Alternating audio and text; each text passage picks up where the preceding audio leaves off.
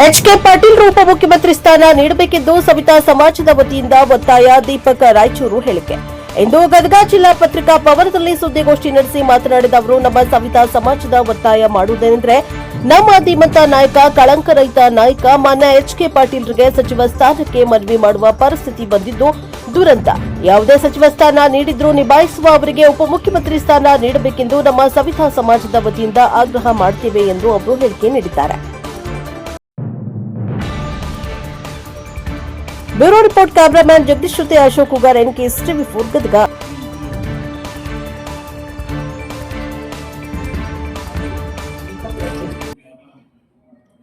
ರಾಜು ಗೌಡ ಬರ್ಕೋಬೇಕು. ವೆಂಕಟೇಶ್ ರಾಮಪುರ್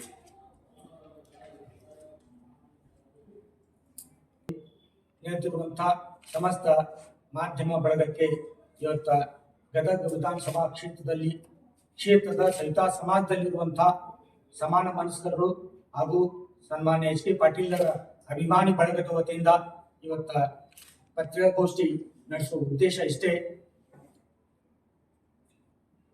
ಒಂದು ಸಾತ್ವಿಕ ಸಮಾಜ ನಿರ್ಮಾಣದ ಸಂಕಲ್ಪವನ್ನ ಹೊತ್ಕೊಂಡು ಭ್ರಷ್ಟ ಮುಕ್ತ ಸಮಾಜವನ್ನ ನೀಡಬೇಕು ಅನ್ನೋ ಪ್ರಯತ್ನದಲ್ಲಿ ಕಳೆದ 40 ವರ್ಷಗಳಿಂದ ರಾಜ್ಯ ರಾಜಕಾರಣದಾಗ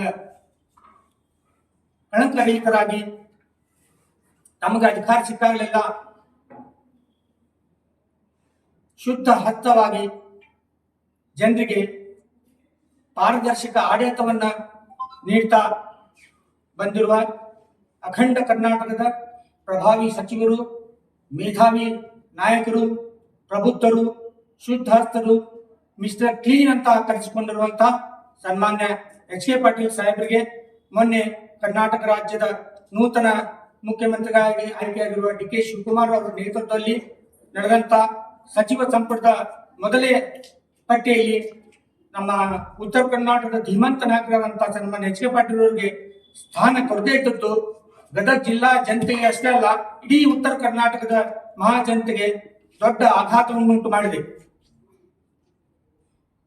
ಯಾವ ವಿಮಾನದಲ್ಲಿ ಪ್ರಯಾಣ ಮಾಡುವಂತ ಅತ್ಯಂತ ಶ್ರೀಮಂತ ವರ್ಗ ಅಷ್ಟೇ ಶುದ್ಧ ನೀರು ಕುಡಿತಾ ಇತ್ತು, ಆ ನೀರನ್ನ ಸಮಾಜ ಕಟ್ಟ ಕಡೆ ಜನನು ಕುಡಿಬೇಕು ಅನ್ನೋ ಉದ್ದೇಶದಿಂದ ತಮಗೆ ಅಧಿಕಾರ ಇಲ್ತಾ ಇದ್ದ ಸಂದರ್ಭದಲ್ಲಿಯೂ ಸನ್ಮಾನ್ಯ ಎಚ್ ಕೆ ಪಾಟೀಲ್ ಶುದ್ಧ ನೀರು ಕುಡಿಬೇಕನ್ನೋ ಯೋಚನೆಯನ್ನ ಅವ್ರಿಗೆ ಬಂದಂತ ಯೋಜನೆಯಾಗಿ ರೂಪಾಂತರಿಸಿ ಸಮಾಜ ಕಟ್ಟ ಕಡೆ ಜನರಿಗೂ ಶುದ್ಧ ಕುಡಿಯುವ ನೀರಿನ ಘಟಕಗಳನ್ನು ರಚನೆ ಮಾಡಿ ಅವ್ರಿಗೆಲ್ಲರಿಗೂ ಆ ನೀರನ್ನ ದಯಪಾಲಿಸಿದಂತ ದೊಡ್ಡ ಭಗೀರಥ ಅಂದ್ರೆ ಇವತ್ತು ಸನ್ಮಾನ್ಯ ಎಚ್ ಕೆ ಪಾಟೀಲ್ ಅಂದ್ರೆ ತಪ್ಪಾಗ್ಲಿಕ್ಕಿಲ್ಲ.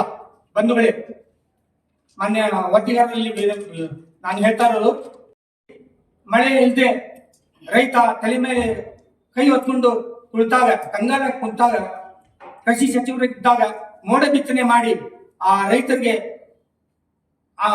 ನೆರವಾದಂತ ಸನ್ಮಾನ್ಯ ಎಚ್ ಕೆ ಪಾಟೀಲ್ ಮಾಜಿ ಒಬ್ಬ ಸಚಿವರಾಗಿ, ಉದ್ಧಾರಕರಾಗಿ ಸಮಾಜಕ್ಕೆ ಅವರು ಕೊಡುಗೆ ಸಾಕಷ್ಟಿದೆ. ಇಂಥ ಒಬ್ಬ ಪ್ರಭಾವಿ ಸಚಿವರನ್ನ ಯಾಕೋ ಏನು ಗೊತ್ತಾಗಿಲ್ಲ, ಅವ್ರಿಗೆ ಮಿನಿಸ್ಟರ್ ಪೋಸ್ಟ್ ಕೊಡ್ಬೇಕನ್ನೋ ಮನವಿ ನಾವು ಮಾಡೋದೇ ಅಂತ ಪರಿಸ್ಥಿತಿ ಬಂದು ಹೋಗಿರ್ತಂದ್ರ ಕರ್ನಾಟಕ ಸರ್ಕಾರ ಇವತ್ತು ಬಹಳ ವಿಚಾರ ಮಾಡಬೇಕು. ಇಂಥ ಮೇಧಾವಿ ಉತ್ತರ ಕರ್ನಾಟಕದ ಧೀಮಂತ ನಾಯಕ, ಎಲ್ಲಿಯೂ ರಹಿತವಾಗಿ ರಾಜಕಾರಣ ಮಾಡುವಂತವ್ರು ಇವತ್ತ ಉತ್ತರ ಕರ್ನಾಟಕದ ಮಹಾಜನತೆ ನ್ಯಾಯದಾನಕ್ಕಾಗಿ ದೂರ ಪ್ರಯಾಣ ಮಾಡಬಾರ್ದು, ಅವರು ಶೀಘ್ರವೇ ನ್ಯಾಯದಾನ ಸಿಗಬೇಕು ಅನ್ನೋ ಇರಾದೆಯಿಂದ ಸನ್ಮಾನ್ಯ ಎಚ್ ಕೆ ಪಾಟೀಲ್ ಸಂಚಾರಿ ಪೀಠಗಳನ್ನ ಸ್ಥಾಪಿಸಿದ್ರು, ಕಾನೂನು ವಿಶ್ವವಿದ್ಯಾಲಯಗಳನ್ನ ಸ್ಥಾಪಿಸಿದ್ರು, ಗ್ರಾಮೀಣಾಭಿವೃದ್ಧಿ ವಿಶ್ವವಿದ್ಯಾಲಯ ಗದಗ ಜಿಲ್ಲೆ ಜನರಿಗೆ ಕೊಟ್ಟರು. ಇಂಥ ಒಬ್ಬ ಅಪರೂಪದ ರಾಜಕಾರಣಿ ಇವತ್ತು ನಮ್ಮ ರಾಜಕಾರಣದ ಅದಾರ ಅಂತಂದ್ರೆ ನಮ್ಗೊಂದು ಒಳ್ಳೆ ಅನುಭವ. ಇಂಥ ಒಬ್ಬ ರಾಜಕಾರಣಿಗೆ ನಾವು ಮನವಿ ಮಾಡುವ ಮುಖಾಂತರ ಕೇಳಬೇಕಂತ ಪರಿಸ್ಥಿತಿ ಬಂದತ್ತಲ್ಲ, ಇದು ದುರಂತ, ದುರ್ದೈವ. ಆ ಕಾರಣಕ್ಕಾಗಿ ಸನ್ಮಾನ್ಯ ಡಿ ಕೆ ಶಿವಕುಮಾರ್ ಅವರು ಅದರಲ್ಲಿ ಹೇಳ್ತಾರ, ಟೀಕೆಗಳು ಸಾಯ್ತಾವು, ಕೆಲಸಗಳು ಉಳಿತಾವು ಅಂತೇಳಿ. ಅಂಥ ಕೆಲಸಗಳು ಉಳಿಲಿಕ್ಕೆ ಒಳ್ಳೆ ಕೆಲಸ ಮಾಡಿದ್ರೆ ಕೆಲಸಗಳು ಉಳಿತಾವು. ಅಂತ ಒಳ್ಳೆ ಕೆಲಸ ಮಾಡುವಂತ ನಮ್ಮ ನಾಯಕರಾದಂತ ಎಸ್ ಎ ಪಾಟೀಲ್ ಅವರಿಗೆ ತಾವು ಉಪಮುಖ್ಯಮಂತ್ರಿ ಸ್ಥಾನವನ್ನು ಕೊಟ್ಟು, ನಾವು ಸಚಿವರಿಗೆ ಕೇಳ್ತಾ ಇಲ್ಲ, ಉಪಮುಖ್ಯಮಂತ್ರಿ ಸ್ಥಾನವನ್ನು ಕೊಟ್ಟು ಅವ್ರಿಗೆ ತಾವು ಗೌರವಿಸಬೇಕು.